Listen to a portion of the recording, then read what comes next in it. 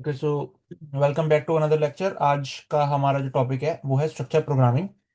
इससे पहले हम जो है top down and bottom up के बारे में पढ़ चुके हैं। हम डीएसए की सीरीज पूरी चला रहे हैं जिसमें हम DSA from basic to advance level तक हम कवर करने वाले हैं। ये सीरीज मेनली अभी जो कुछ काफ़ी सारे लेक्चर्स हैं वो डीएसईयू जो यूनिवर्सिटी है या डिप्लोमा के जो बच्चे हैं मेनली उनके लिए भी अच्छा सफिशिएंट हो सकता है। आप अपने सिलेबस वाले वीडियो जो मैंने इससे पहले डाला हुआ है उसमें आप चेक करके आप चल सकते हैं। ये कहीं ना कहीं उससे रिलेट जरूर करेगा ये सिलेबस, राइट। सो शुरू करते हैं स्ट्रक्चर प्रोग्रामिंग के साथ। स्ट्रक्चर प्रोग्रामिंग का मतलब क्या होता है? देखो, स्ट्रक्चर मतलब आप कहीं ना कहीं हर कोई स्ट्रक्चर मतलब समझता है, राइट। स्ट्रक्चर का मतलब हम समझते हैं। स्ट्रक्चर मतलब क्या होता है? देखो, किसी भी चीज को एक तरीके से लिखना, एक मतलब वन बाय वन एक तरह फॉर्म में लिखना, यही स्ट्रक्चर होता है।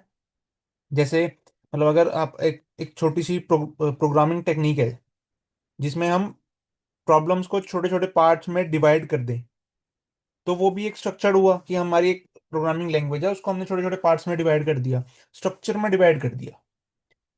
ठीक है, यही स्ट्रक्चर होता है। समझते हो? स्ट्रक्चर तो आप मतलब एक नॉर्मल लैंग्वेज में भी बोलते हो ना, स्ट्रक्चर तरीके से करो इसे, या स्ट्रक्चर मैनर से करो, एक स्ट्रक्चर तैयार करो। ठीक है, दिस इज स्ट्रक्चर। अब प्रोग्रामिंग में क्या मतलब होता है इसका, हम ये देखते हैं फटाफट से। तो अगर हम पढ़ें इसको तो देखो, structure programming is a programming approach in which a program is written in a clear and organize structure.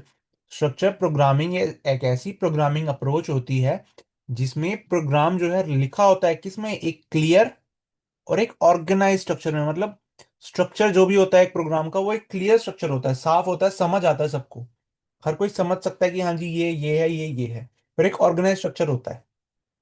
ठीक है, the program execute instructions one by one. क्योंकि वो स्ट्रक्चर में लिखा हुआ है तो एक एक कर वन बाय वन प्रोग्राम जो है रन करता है, एग्जीक्यूट होता है, एक सीक्वेंस में रन होता है। ठीक है, it does not allow jumping from one instruction to another using statement like go to. देखो, स्ट्रक्चर प्रोग्रामिंग आपको कभी भी अलाउ नहीं करता आप एक इंस्ट्रक्शन से अनदर इंस्ट्रक्शन पे जंप कर जाओ। मतलब अगर एक इंस्ट्रक्शन ये लिखी है और एक बीच में उसके तीन चार इंस्ट्रक्शंस हैं, देन एक इंस्ट्रक्शन ये लिखी है, तो स्ट्रक्चर प्रोग्रामिंग आपको ये अलाउ नहीं करता कि आप इस इंस्ट्रक्शन से यहाँ पे चले जाओ। स्ट्रक्चर प्रोग्रामिंग ये है पहले यहाँ पे, फिर इसके बाद यही वाली लाइन एग्जीक्यूट होगी, फिर ये वाली होगी, फिर ये होगी। गो टू स्टेटमेंट क्या होती है? गो टू का मतलब सिंपली यही होता है, अगर हम यहाँ पे गो टू स्टेटमेंट लगा दें तो वो डायरेक्ट जंप हो जाती है, लेकिन ये ऐसी इंस्ट्रक्शन को अलाउ ही नहीं करता। ठीक है, अलाउ करता है मतलब, बट ऐसी जिस जो ये अप्रोच फॉलो करती है वो नहीं करता। ठीक है, the flow of program is controlled using loops, conditions and functions. जो प्रोग्राम का जो फ्लो होता है वो लूप्स को, कंडीशंस को, कंडीशनल स्टेटमेंट्स या फिर फंक्शंस को यूज करके बनता है, जो है कंट्रोल किया जाता है। This makes a program easy to understand, debug and maintain. देखो, जब कोई भी प्रोग्राम एक स्ट्रक्चर तरीके में लगा होगा, कोई मतलब किसी भी स्ट्रक्चर में लगा होगा, तो उसको क्या समझना आसान नहीं होगा? क्या उसको डीबग करना आसान नहीं होगा? क्या मेंटेन करना आसान नहीं होगा? अगर हम डिक्शनरी की बात करें, एक डिक्शनरी में कैसे होते हैं? पहले ए के सारे अल्फाबेट्स होते हैं, देन बी के होते हैं, फिर सी के होते हैं, फिर डी के होते हैं। एक स्ट्रक्चर में लगा होता है ना अल्फाबेटिकली डिक्शनरी में। तो अगर आपको कोई वर्ड है जो बी से शुरू हो रहा है वो ढूंढना है, तो आप ये थोड़ी ढूंढोगे, आप देख लोगे जहां पे पहले बी आ रहा है वहीं पे ढूंढोगे, देन उसके बाद भी बी के बाद भी जो डिक्शनरी होती है वहां पे पहले अल्फाबेट वाला आता है ए, देन फिर बी। आप ढूंढ सकते हो, डिक्शनरी में ऐसे होता है ना, एक स्ट्रक्चर तरीके से जो सारे वर्ड्स हैं वो लिखे होते हैं। सिमिलरली यहाँ पे भी होता है। ठीक है, वही स्ट्रक्चर होता है। सारे इंस्ट्रक्शन जो है वो सीरियल में होते हैं, वो स्ट्रक्चर्ड मैनर में होते हैं, बताया भी आपको। अब कौन कौन सी लैंग्वेजेज है जो स्ट्रक्चर प्रोग्रामिंग को सपोर्ट करती है? वो है C language, C plus plus language, Java and C hash. ठीक है, ये चार लैंग्वेजेज हैं जो प्रोग्रामिंग, ऐसी चार प्रोग्रामिंग लैंग्वेजेज हैं जो स्ट्रक्चर प्रोग्रामिंग को सपोर्ट करती हैं। ठीक है, इसके बाद अगर हम देखें, ओके, सो अब है एलिमेंट्स ऑफ स्ट्रक्चर्ड प्रोग्रामिंग। देखो, स्ट्रक्चर प्रोग्रामिंग के बेसिकली तीन स्ट्रक्चर बेस होते हैं। ठीक है, पहला सीक्वेंस, दूसरा सिलेक्शन एंड तीसरा आइटरेशन। ठीक है, अब देखो, मैं अगर इसको थोड़ा सा समझाऊं आपको अच्छे से, तो सीक्वेंस में सबसे, देखो structure programming mainly uses three type of, structure programming obviously three type of statements को यूज करती है। पहली है सीक्वेंस स्टेटमेंट। सीक्वेंस स्टेटमेंट में क्या है, instructions are executed one after another. मतलब देखो, जैसे ए इज इक्वल्स टू 5 है, बी इज इक्वल्स टू 10 है, C is equals to A plus B है। ठीक है, और आपको प्रिंट करना है सी। ठीक है, ये कोड है, आपको प्रिंट सी करना है। तो अब यहाँ पे सीक्वेंस स्टेटमेंट होगी, मतलब एक सेकेंड, पहले आपका ए रन होगा, पहले ए को देखेगा वो, फिर बी को देखेगा, फिर वो सी को देखेगा ना। अगर वो डायरेक्ट सी को देख लो, मान लो कि वो पहले डायरेक्ट सी को देख ले, तो क्या सी रन कर पाएगा? भाई साहब, आपको ए की और बी की वैल्यू ही नहीं पता। या वो डायरेक्ट पहले बी को देख ले, तो क्या खाली बी की वैल्यू से ये ए की वैल्यू में पता है? नहीं पता। सी की वैल्यू में प्रिंट ही नहीं कर पाएंगे। तो वो स्ट्रक्चर में देखता है, एक सीक्वेंस में देखता है। सीक्वेंस स्टेटमेंट यही कहती है कि वो सीक्वेंस में देखेगा, पहले ए देखेगा, फिर बी, फिर सी, फिर फोर्थ लाइन प्रिंट सी। ठीक है, ये वो सीक्वेंस स्टेटमेंट वाली बात कहना चाहता है। वो कहता है सिलेक्शन स्टेटमेंट। सिलेक्शन स्टेटमेंट का decisions are made using statements like if else और स्विच। जो भी डिसीजंस होते हैं, यहाँ भी इसमें जो भी कंडीशन, इसमें कंडीशन के बेस पर डिसीजन लिया जाता है, सिंपल बात ये है। ठीक है, मतलब कि जैसे अगर मैं यहीं पे लिखूं, मान लो है कि अगर इफ मार्क्स एम को मैंने मार्क्स लिख दिया ग्रेटर देन इक्वल टू 40 है। ठीक है, तो हम प्रिंट को मैं पी लिख रहा हूँ शॉर्ट में, तो हम लिख देंगे पास है, एल्स वो फेल है। ठीक है, ये है। देखो, ये डिसाइड करता है बेसिकली कि स्टूडेंट पास होगा कि फेल। ये कोड यही डिसाइड करता है ना, कि अगर उसके मार्क्स जो है वो 40 से ज्यादा हैं तो वो पास है, नहीं तो वो फेल है। तो सिमिलरली सिलेक्शन स्टेटमेंट, वो स्ट्रक्चर प्रोग्रामिंग ये सिलेक्शन भी करती है। ये स्ट्रक्चर प्रोग्रामिंग के अंदर ही आता है कि वो सिलेक्ट करेगा कि भाई साहब, क्या एम की वैल्यू 40 से बड़ी है, पास है, नहीं तो फेल है। यही सिलेक्शन वो यूज करता है। ठीक है, तो क्या लिखा है, सिलेक्शन स्टेटमेंट क्या, decision are made using statement like if else और स्विच। आइट्रेशन स्टेटमेंट क्या है, जब किसी स्टेटमेंट को बार बार रिपीट करना हो, तब लूप का यूज करते हैं हम, राइट। तो repetition of code using loop, for while do while, simply.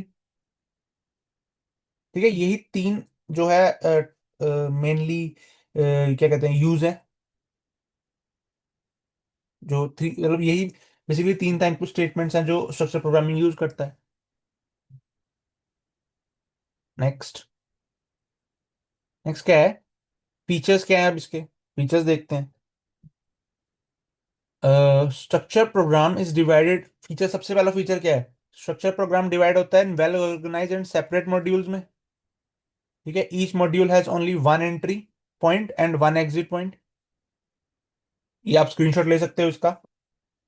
This is known as single entry and single exit. Question का भी आ जाए आपके पास एक नंबर का कि single entry and single exit structure क्या है, तो वो स्ट्रक्चर प्रोग्रामिंग स्ट्रक्चर है, वो स्ट्रक्चर प्रोग्रामिंग है, right. Such programs are easy to read, debug, modify and maintain. Obviously जब सब कुछ स्ट्रक्चर में होगा तो वो इजी टू रीड होगा। डीबग करना मतलब उसको क्या कहते हैं, उसकी प्रॉब्लम्स को ढूंढ के एरर सॉल्विंग इजी रहेगी। मॉडिफाई करना इजी रहेगा और मेंटेन करना इजी रहेगा। Structure program are neat, clean and reliable. ठीक है, ये तो बेसिक सी चीजें थी जो कि अगर आपको स्ट्रक्चर प्रोग्रामिंग का मतलब समझ आया तो ये आप वैसे भी लिख सकते हो। ठीक है, नेक्स्ट है एडवांटेजेस क्या होंगी।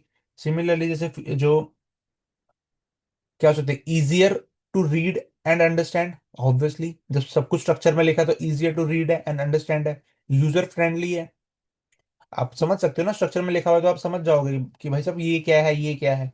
Easier to maintain and modify, mainly problem based rather than machine based.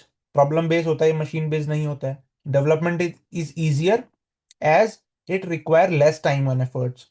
क्योंकि स्ट्रक्चर में लिखा होता है तो वो डेवलपमेंट इजी रहती है, क्योंकि उसको कम टाइम लगता है जो है सॉल्व होने में। Easier to debug and find error, mostly machine independent. वही सारी चीजें जो सारी फीचर्स में लिखी हुई हैं। नेक्स्ट, इसका हम डिसएडवांटेजेस भी देख लेते हैं अब। कुछ जब किसी चीज का एडवांटेज होता है तो डिसएडवांटेज भी होती है। ठीक है, देखो, since it is a machine independent, ये मशीन इंडिपेंडेंट है, तो it takes extra time to convert the program into machine code. देखो, ये मशीन इंडिपेंडेंट है, ठीक है, तो ये एक्स्ट्रा टाइम लेता है प्रोग्राम को मशीन कोड में कन्वर्ट होने में। हम सबको पता है कि एक प्रोग्राम हाई लेवल लैंग्वेज से मशीन लेवल लैंग्वेज में कन्वर्ट होता है, तो जो स्ट्रक्चर प्रोग्रामिंग में वो टाइम लेता है क्योंकि वो मशीन इंडिपेंडेंट होता है। The generated machine code is not organized as optimize as assembly language. ये जो है ऑप्टिमाइज नहीं होता है। The program depends on changeable factor like data types, so it may need updates from time to time. That ठीक है। Development using the approach may take more time because it is language dependent। देखो ये language dependent होता है obviously, है ना। तो development जो है, डेवलपमेंट यूजिंग द अप्रोच में take more time. In contrast, assembly language program take less development time because they are fixed for a specific machine। देखो, जो असेंबली लैंग्वेज प्रोग्राम्स होते हैं ना, वो कम टाइम लेते हैं डेवलपमेंट में, लेकिन स्ट्रक्चर वाले ज्यादा टाइम लेते हैं। वो दोनों दोनों पॉइंट्स में यही बताना चाह रहे हैं कि जो स्ट्रक्चर प्रोग्रामिंग की जो में जो डेवलपमेंट होती है वो थोड़ा ज्यादा टाइम लेती है, और ये वो कम टाइम लेती है। ठीक है, ये चीज वो बताना चाह रहा है। ये आप डिसएडवांटेजेस थे जो आप लिख सकते हो अपने एग्जाम में। सो आई होप आपको स्ट्रक्चर प्रोग्रामिंग जरूर समझ आया होगा। समझ आया तो वीडियो को प्लीज लाइक करना, शेयर करना, चैनल को सब्सक्राइब करना, और पूरी सीरीज देखना। अच्छा लगेगा आपको, समझ आएगा डीएससी।